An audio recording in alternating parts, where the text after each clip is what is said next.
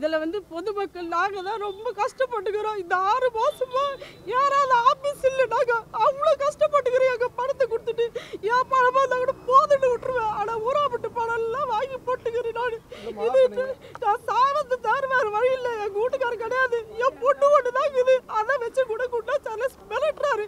உன் பொண்ணு எப்படி பண்ணிடுவேன், அப்படி பண்ணிடுவோம், ஆளை வச்சு தூக்கிடுவேன் சொல்லிட்டு. இதுக்கு நல்ல அதிகாரி தான், இதுக்கு நல்ல முடிவு கொடுக்கணும். எனக்கு இது மாதிரி அதிகாரிங்க தான் இதுக்கு ரொம்ப உடந்தையா இருக்காங்களே. 62 நாள் ஒரு எஃப்ஐஆர் போட்டு அரெஸ்ட் பண்ணாமல் இருப்பாங்களா? ஒரு சின்ன கேஸ்க்கு எப்படி அரெஸ்ட் பண்ணாங்க? ஒரு நகை திருநாளும் சரி, ஒரு வண்டி திருநாளும் சரி, ஒருத்தர் அடிச்சுட்டாவே எவ்வளோ எஃப்ஐஆர் போடுறாங்க. இதுக்கு ஏன் எஃப்ஐஆர் போட்டு விசாரணையே நடக்க மாட்டேங்குது? மனசே இறங்க மாட்டேங்குது. அவன் என்ன சொல்றா, உன்னால என்ன பண்ண முடியுமோ பண்ணு, லாஸ்ட்ல எங்களுக்கு சாவுதான் இதுக்கு வழி, வேற வழியே கிடையாது. இதுல குண்டா சார்லஸ் இன்னொரு விஷயம் சொன்னார் சார். 40 லட்சம் நானே போட்டிருக்கேன். ஒரு அரசியல்வாதியை ஒரு 40 லட்சம் கட்டிக்கிறாருன்னா, இப்போ எங்களை மாதிரி இல்லாதப்பட்டவங்க இதில் ஏமாறுதல் என்ன பெரிய விஷயமா இருக்கு? நான் செத்தா கூட இதை வந்து எங்கள் ஆளுங்க நடத்துவாங்க. அந்த அளவுக்கு எனக்கு ஆள் பலமும் சரி, அரசியல் பலமும் சரி, அதிகாரி பலமும் சரி எனக்கு இருக்குது. ஒவ்வொரு டிபார்ட்மெண்ட்டும் எனக்கு ஒரு ஆள் இருக்காங்கன்னு சொல்லியிருக்காங்க. அதுக்கு மீறி அதுக்கப்புறம் ஒரு டைம் போய் கேட்டதுக்கு, இல்லை இன்னொரு வாட்டி என் வீட்டாண்ட வந்தால் என் பையனை வச்சு உன்னை கழுத்தாத்து போட்டுருவேன், அப்படி கொஞ்சம் கொஞ்சமாக தான் கொடுப்போம், வாங்கி கொடுப்போம்னு சொல்லிட்டு அவர் எங்களை வச்சு மிரட்டினார். நான் எங்களோட கட்டின எல்லாரையும் கூட்டுன்னு போய் நான் அவங்க ஆஃபீஸில் நிற்க வச்சேன். யாருக்குமே ஒரு மாதம் வரைக்கும் யாருக்கும் ₹1 கூட வாங்கி கொடுக்கல. அதுக்கப்புறம் தான் நாங்கள் டிஜிபி ஆஃபீஸில் வந்து கம்ப்ளைண்ட் கொடுத்தோம். இல்லைங்க சார், முதல்ல நம்ம போய் மாட்டிக்கணும், அதுலேருந்து வெளியே வரணுமே, எப்படி வர்றதுன்னு தெரியல என்னால். அதனால் சுற்றி இருக்கிறவங்களுக்கிட்டையும் வாங்கி போட்டு எல்லாருமே இப்போ என்னை கேட்க ஆரம்பிச்சுட்டாங்க. டெபாசிட் மாதிரி கட்ட வச்சு அதையும் இப்போ என்னால் வாங்க முடியல. இப்போ நான் வாழ்வா சாவான்ற ஒரு போராட்டத்தில் நிற்கிறேன் சார். கடைசி கட்டத்தில் சார்கிட்ட வந்து இது பண்ணலான்னு வந்து டிஎஸ்பி சார் வந்து எங்களை கொஸ்டின் பண்ணிட்டு இருக்காங்க. நீங்கள் எப்படி கட்டினீங்க, எவ்வளோன்னு கட்டினீங்க, எப்போதுலேருந்து கட்டிட்டு இருக்கீங்கன்ற கொஸ்டின் எல்லாம் எங்களை கேட்குறாரு. இந்த அம்மா பதில் சொல்கிறதுக்கு வரும்போது அவருமா நீ பதில் சொல்லாத, நான் பேசிடுறது எதுவாக இருந்தாலும் அப்படின்னு சொல்லி அவர் பதில் சொல்கிறார். அந்த இடத்துல எங்களுக்கு உரிய நியாயம் அந்த இடத்துல கிடைக்கலன்னு சொல்லி ஜனவரி மாதம் 24ஆம் தேதி டிஜிபி சாரை பார்த்து இது சம்மந்தமாக நாங்கள் ஒரு பெட்டிஷனும் கொடுத்துட்டு போனோம். டிஜிபி சாரை பார்த்து பெட்டிஷனை கொடுத்துட்டு போன பிறகு மறுபடியும் அவங்க விசாரணை கூப்பிட்றாங்க. அப்பவும் அவர் தான் வந்து ஆஜராகிறாரு. அப்பவும் அதே மாதிரி வந்து ஆஜராகிட்டு எங்களுக்கு உரிய ஒரு பதிலே கிடைக்கல. நான் கூடிய சீக்கிரம் ஆக்ஷன் எடுக்கிறேன்னு மட்டும் எஸ்பி மேடம் ஒரு முறை உத்தரவாதம் கொடுத்தாங்க. கொடுக்கும்போது தான் கொடுக்க முடியும், பொறுமையாக இருந்தால் வாங்கிக்கணும். நீங்கள் இதெல்லாம் அவசரப்பட்டால் பணம் எல்லாம் கொடுக்க முடியாது. நீங்கள் எங்கே போனாலும் வேலை ஆகாது. எந்த காவல்துறை கிட்ட போனாலும் உங்களால் இந்த அம்மா கிட்டேருந்து பணத்தை வாங்கவே முடியாதுன்னு அவர் அடித்து சொல்கிறாரு. நீங்கள் இதை கட்டினா மட்டும்தான் உங்களுக்கு வரும், இல்லைனா நீங்கள் எல்லாருக்கிட்டையும் நீங்கள் மாட்டி நீங்கள் தான் சாகணும். என்னை வந்து யாரும் கேட்க மாட்டாங்க, நீங்கள் தான் மாட்டின்னு முடிப்பீங்க அப்படின்ற மாதிரி நம்ம கிட்ட பிளாக்மெயில் பண்ணிட்டாங்க சார். மிரட்டி தான் சார், எல்லாமே மிரட்டி தான் சார். சார் இதுக்கு முன்னாடி டிஜிபி சார் பெட்டிஷன் கொடுத்தாச்சுங்க சார். இப்போ 2வது முறையாக நம்ம டிஜிபி சாரை பார்த்து பெட்டிஷன் கொடுக்கலான்னு வந்திருக்கோம் சார். நாங்கள் குண்டா சார்லஸ் என்றவர் எல்லாத்துக்கும் வந்து பேக்ரவுண்டில் நிற்கிறார் சார். எஸ்பி ஆஃபீஸில் உள்ள விசாரணை நடக்கும்போது அவர் வந்து உட்காந்து பதில் சொல்கிறாருங்க சார். குண்டா சார்லஸ் என்றவர் ராணிப்பேட்டை மாவட்டத்தில் ஒரு கட்ட பஞ்சாயத்து பண்ணக்கூடிய ஒரு நபர் சார். வந்து இருக்காரு அவர், அந்த மாதிரி இருக்காரு. ஒரு குறிப்பிட்ட ஒரு கட்சியில் இருக்காரு. முன்னாள் மாவட்ட செயலாளர் அவர். விடுதலை சிறுத்தைகள் கட்சி முன்னாள் மாவட்ட செயலாளர் சார் அவர். இப்போ இல்லை, இப்போ மாவட்ட செயலாளர் இல்லை, மாற்றிருக்கா சார். எங்களை சம்மந்தப்பட்டவங்களெல்லாம் கூப்பிட்டு போயிட்டு நாங்கள் ராணிப்பேட்டை மாவட்டத்திலேருந்து இங்கே வந்திருக்கோம். நாங்கள் வந்து ஒரு தொழிற்சாலையில் வேலை செய்கிறோம், தனியார் தொழிற்சாலையில். என் கூட வந்து வசந்தின்றவங்க வேலை செய்கிறாங்க. அவங்க மூலிமா தான் எனக்கு வந்து இது அறிமுகமாச்சு. இதுமாரி ஒரு 5-10ன்னு கட்டும் போது எனக்கு 15 நாள் பொத்து வாங்கி கொடுத்துக்கின்னு இருந்தாங்க. அதுக்கப்புறம் வந்து ஒரு 65 காயின் நின்று போச்சு.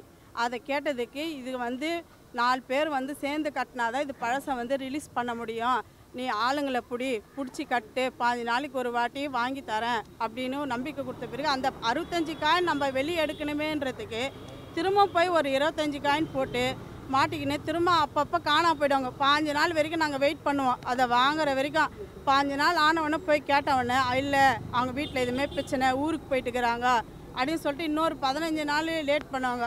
இது மாதிரி லேட் பண்ணி ஒன்றா லாக் ஆயிடுச்சு, இவங்க கட்டலை அவங்க கட்டலை, நீ திரும்ப ஆளுங்களை அப்படின்னு சொல்லிட்டு 100 கணக்கில் இதில் பணம் இறந்துட்டுக்கிறோம். 25 லட்ச ரூபாய் இருந்து என் கூட வந்து 12 பேர் வேலை செய்கிறவங்க காசை வாங்கி நான் போட்டிருக்கேன். எங்கள் சொந்தக்கார வீட்டாண்டு இருக்கிறவங்க இது மாதிரி போய் நிறைய பிரச்சனையில் போய் நாங்கள் மாட்டிக்கணும். நாங்கள் கேட்டதுக்கு லாஸ்ட்டாக நவம்பர் மாதம் போன வருஷம் நவம்பர் மாதம் போய் கேட்டதுக்கு பணம் கொடுக்க முடியாது, என் வீட்டாண்ட வந்து உக்காஞ்சி என்னை அசிங்கம் பண்ணிவிட்டு உனக்கு கொடுக்க முடியாது, உன்னால் என்ன பண்ணணுமோ பண்ணிக்கோ, இது பெரிய ஒரு நெட்வொர்க்கு, நான் செத்தா கூட இதை வந்து எங்கள் ஆளுங்க நடத்துவாங்க, அந்த அளவுக்கு எனக்கு ஆள் பணமும் சரி, அரசியல் பலமும் சரி, அதிகாரி பலமும் சரி எனக்கு இருக்குது. ஒவ்வொரு டிபார்ட்மெண்ட்டும் எனக்கு ஒரு ஆள் இருக்காங்கன்னு சொல்லியிருக்காங்க. அதுக்கு மீறி அதுக்கப்புறம் ஒரு டைம் போய் கேட்டதுக்கு இல்லை இன்னொரு வாட்டி என் வீட்டாண்ட வந்தால் என் பையனை வச்சு உன்னை கழுத்தாத்து போட்டுருவேன் அப்படியே சொன்னது. லாஸ்ட்டாக வந்து நாங்கள் இதுமாரி தலைமைச் செயலகத்துக்கு கூட லெட்டர் அனுப்பிச்சிருக்கோம். இது மட்டும் இல்லை, இன்னும் ஆளுநருக்கு, நீதிபதிக்கு நிறைய இடத்துல வந்து பெட்டிஷன் கொடுத்துருக்கோம். அதுக்கு என்கிட்ட எவிடன்ஸ் இருக்குது, கூகுள் பேயில் அனுப்பிச்சிது நிறைய இருக்குது. இதில் வந்து நிறைய அரசியல்வாதிகளும் இதில் சம்மந்தப்பட்டிருக்காங்க. அதனால தான் அவங்களுக்கு 62 நாள் ஆகுது எஃப்ஐஆர் போட்டு. இன்னும் அவங்களை ஒரு கேள்வி கூட கேட்கல, அரெஸ்ட் பண்ணலை. இதில் வந்து பொதுமக்கள் நாங்கள் தான் ரொம்ப கஷ்டப்பட்டுக்கிறோம். இந்த 6 மாதமா யாராவது ஆஃபீஸ் இல்லை, நாங்கள் அவ்வளோ கஷ்டப்பட்டுக்கிறோம். எங்கள் பணத்தை கொடுத்துட்டு என் பணமாக இருந்தால் கூட போதுன்னு விட்டுருவேன். ஆனால் ஊராப்பட்டு பணம்லாம் வாங்கி போட்டுக்கிறேன். நான் சாவத்து தவிர வேறு வழி இல்லை. எங்கள் வீட்டுக்காரர் கிடையாது, என் பொண்ணு ஒன்று தான் இருக்குது. அதை வச்சு கூட கூட்டா சார்லஸ் மிரட்டுறாரு. உன் பொண்ணு எப்படி பண்ணிடுவேன், அப்படி பண்ணிடுவேன், ஆளை வச்சு தூக்கிடுவேன் சொல்லிட்டு. இதுக்கு நல்ல அதிகாரி தான், இதுக்கு நல்ல முடிவு கொடுக்கணும் எனக்கு. ஆனால் ரொம்ப மிரட்டிக்கிறாங்க எங்களை. எந்த ஒரு நடவடிக்கை எடுக்கவே மாட்டாங்க. 6 மாதம் ஆகுது கேஸ் கொடுத்து. நாங்கள் எத்தனை ஆஃபீஸ் போகிறது, எங்கள் வேலையை விட்டு பழைய போட்டு இது மாதிரிலாம் எங்கள் வீட்டாண்ட வந்து என்னையும் ரொம்ப டார்ச்சர் பண்ணுறாங்க. என்ன கரெக்டவங்களுக்கு அவங்களும் பணம் போட்டிருக்காங்க இல்லையா, அவங்களும் ஒரு பேர் 2 பேர் கஷ்டப்பட்டு தள்ளி போடுறாங்க. அவங்களுக்கு வாங்கி கொடுக்கணுன்றதையே நாங்கள் இப்போ போராடிங்க இருக்கிறோம். இது மாதிரி அதிகாரிங்க தான் இதுக்கு ரொம்ப உடந்தையா இருக்காங்களே. 62 நாள் ஒரு எஃப்ஐஆர் போட்டு அரெஸ்ட் பண்ணாமல் இருப்பாங்களா? ஒரு சின்ன கேஸ்க்கு எப்படி அரெஸ்ட் பண்ணாங்க? ஒரு நகை திருநாளும் சரி, ஒரு வண்டி திருநாளும் சரி, ஒருத்தர் அடிச்சுட்டாவே எவ்வளோ எஃப்ஐஆர் போடுறாங்க. இதுக்கு ஏன் எஃப்ஐஆர் போட்டு விசாரணையே நடக்க மாட்டேங்குது? இதில் நிறைய பணம் வந்து செலவு பண்ணியிருக்காங்க. ஒரே வார்த்தை, நாங்கள் எங்கே போனாலும் அதை தான் சொல்கிறாங்க. இதுக்கு பணம் செலவு பண்ணிக்கிறாவா? அவங்க கொடுக்குற காசு எங்களுக்கு கொடுத்தா என்ன? நாங்கள் மாதம் கூட கேட்குறோம், எங்களுக்கு கொஞ்சம் கொடுத்துடணும். அப்போ கூட வர மனசே இறங்க மாட்டேங்குது. அவன் என்ன சொல்கிறா, உன்னால் என்ன பண்ண முடியுமோ பண்ணு, லாஸ்ட்டில் எங்களுக்கு சாவு தான் இதுக்கு வழி, வேறு வழியே கிடையாது. ஒன்றா அவளை அரெஸ்ட் பண்ணுங்க. ஒரு நிமிஷம். ஆருத்ரா அந்த மாதிரி நிறைய மோசடிலாம் அதெல்லாம் எனக்கு கேள்விப்பட்டது இல்லை சார். நான் ஆனால் இதுதான் சார் நான் ஃபர்ஸ்ட் முறை போய் விழுந்தது. ஆண்டுகளா இது மாதிரி ஒரு 7-8 நிறுவனம் வந்து எனக்கு அதை பற்றி தெரியல சார். நீங்க கரெக்டா சொல்றீங்க, எஃப்ஐஆர் சொல்றீங்க. எஃப்ஐஆர்லாம் இந்த விஷயம்லாம் எங்களுக்கு தெரியாது. இப்போ 2 வருஷமா தான் எங்களுக்கு இந்த விஷயமே தெரியும். 2002ல இருந்து தான் எனக்கு இந்த விஷயமே தெரியும். அதுவும் 2019ல இருந்து ஓடிட்டு இருக்கு. இல்லை சார், எனக்கு அந்த அளவுக்கு தெரியாது சார். இது வந்து வசந்தின்றவங்க தான் எங்களுக்கு வந்து அறிமுகமே. இந்த லேடிஸ் வந்து எங்களுக்கு தெரியாது, அதனால எனக்கு இதை பற்றி தெரியாது. வசந்தி தான் இதுக்கு முழுக்க காணும். இது ஏன் அவங்க தான் வந்து எங்களுக்கு போராடி வாங்கி கொடுக்கணும். ஏன்னா அவங்களையும் மிரட்டுறாங்க. நீங்கள் போனீங்கன்னா இவங்கள மாதிரியே நீங்கள் கஷ்டப்பட்டுக்கின்னு ஆஃபீஸாக ஏறிக்கின்னு போராடிக்கினே தான் இருக்கிறோம் சாவர வரைக்கும். ₹1 வாங்க முடியாது. இதில் குண்டா சார்லஸ் இன்னொரு விஷயம் சொன்னார் சார், 40 லட்சம் நானே போட்டிருக்கேன். ஒரு அரசியல்வாதியும் ஒரு 40 லட்சம் கட்டிக்கிறாருன்னா இப்போ எங்களை மாதிரி இல்லாதப்பட்டவங்க இதில் ஏமாறதுல என்ன பெரிய விஷயமா இருக்கு?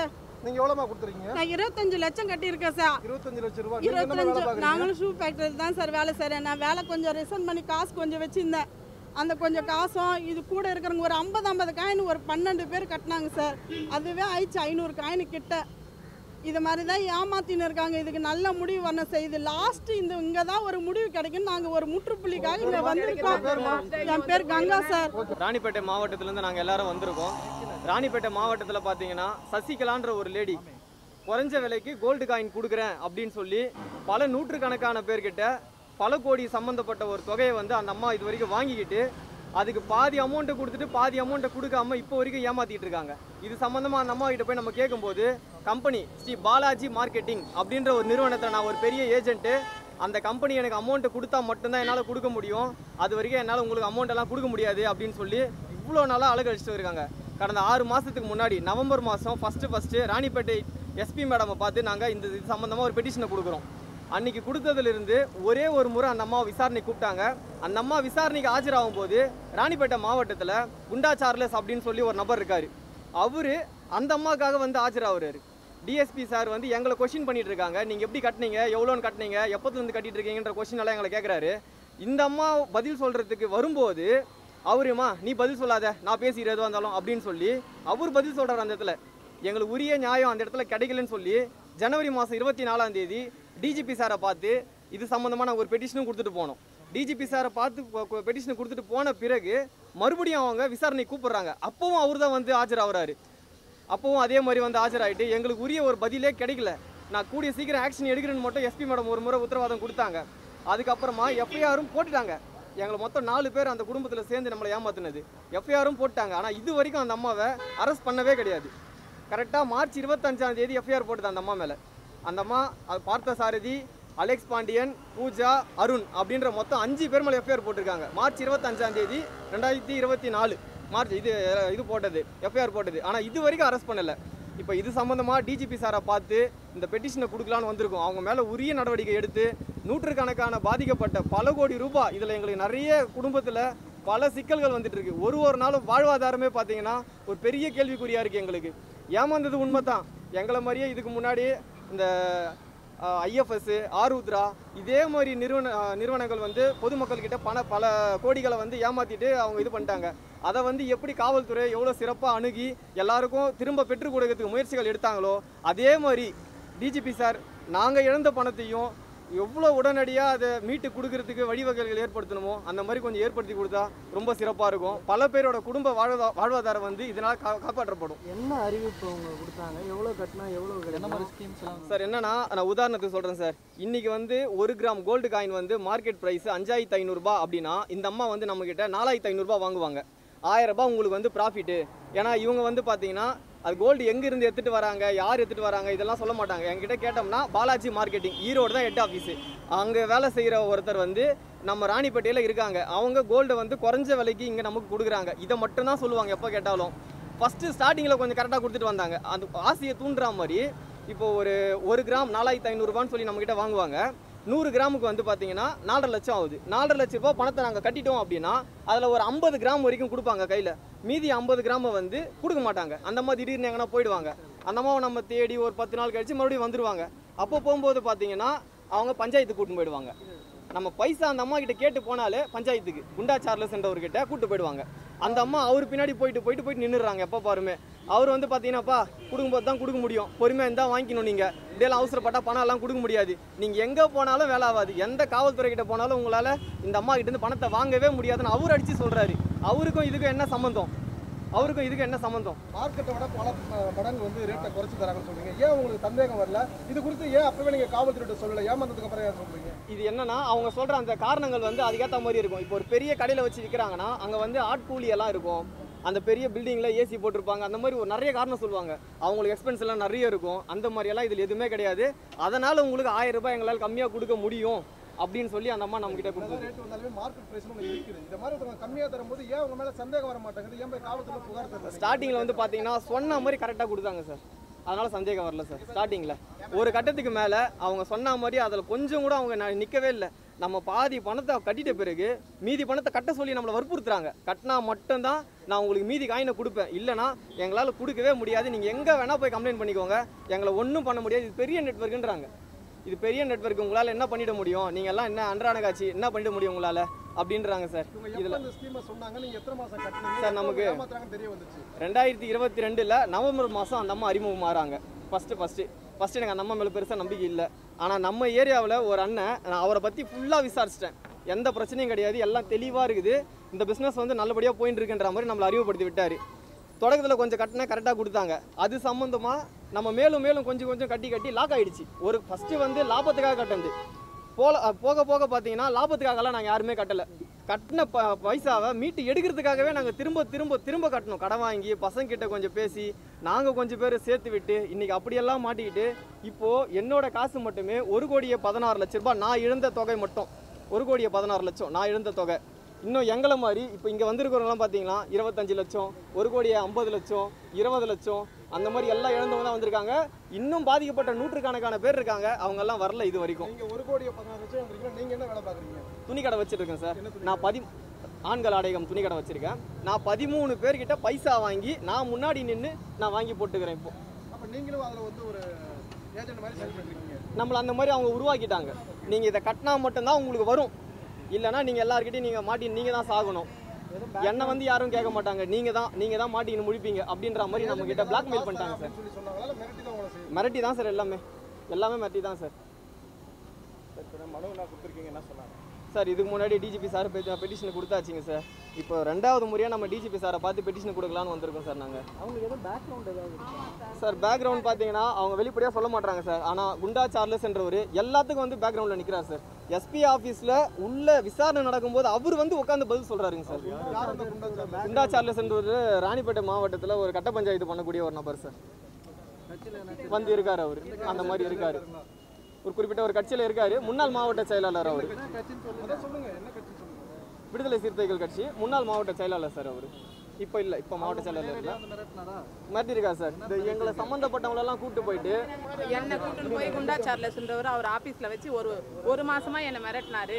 நான் சொல்கிற மாதிரி நீங்கள் வாங்கினாதான் தர முடியும், அப்படி கொஞ்சம் கொஞ்சமாக தான் கொடுப்போம், வாங்கி கொடுப்போம்னு சொல்லிட்டு அவர் எங்களை வச்சு மிரட்டினார். நான் எங்களோட கட்டின எல்லாரையும் கூட்டுன்னு போய் நான் அவங்க ஆஃபீஸில் நிற்க வச்சேன். யாருக்குமே ஒரு மாதம் வரைக்கும் யாருக்கும் ₹1 கூட வாங்கி கொடுக்கல. அதுக்கப்புறம் தான் நாங்கள் டிஜிபி ஆஃபீஸில் வந்து கம்ப்ளைண்ட் கொடுத்தோம். மாசமா கட்டுனீங்க, எவ்வளவு ஏமாந்துருக்கீங்க? நான் வந்து 1,52,00,000 ஏமாந்துருக்கேன். என் கூட வேலை செய்கிறவங்க, எங்கள் அக்கா சொந்தக்காரி, எங்கள் சொந்தக்காரி எல்லாருக்கிட்டையும் சேர்த்து 1,52,00,000. நீங்க 1,52,00,000 ஏமாந்துறீங்க. நீங்க என்ன பிசினஸ் பண்றீங்க, என்ன வேலை பார்க்குறீங்க? நான் ஷூ கம்பெனியில் வேலை செய்கிறேன் சார். ஷூ கம்பெனி காலனி தொழிலில் வேலை செய்கிறேன் சார். நான் தொழிற்சாலையில் என் கூட சுற்றி வேலை செய்கிறவங்க, சொந்தக்காரு எல்லாருக்கிட்டையுமே நான் வாங்கி கட்டியிருக்கேன் சார். என் பணம் மட்டும் இல்லை சார் இதில். நீங்களும் ஒரு ஏஜெண்டா செயல்படுறீங்க? ஆமாங்க சார். இதெல்லாம் தெரிஞ்ச ஏஜெண்டா செயல்படுறீங்க? இல்லைங்க சார். முதல்ல நம்ம போய் மாட்டிக்கணும், அதுலேருந்து வெளியே வரணுமே, எப்படி வர்றதுன்னு தெரியல என்னால். அதனால் சுற்றி இருக்கிறவங்கக்கிட்டையும் வாங்கி போட்டு எல்லாருமே இப்போ என்னை கேட்க ஆரம்பிச்சுட்டாங்க. டெபாசிட் மாதிரி கட்ட வச்சு அதையும் இப்போ என்னால் வாங்க முடியல. இப்போ நான் வாழ்வா சாவான்ற ஒரு போராட்டத்தில் நிற்கிறேன் சார். கடைசி கட்டத்தில் சார்கிட்ட வந்து இது பண்ணலான்னு வந்து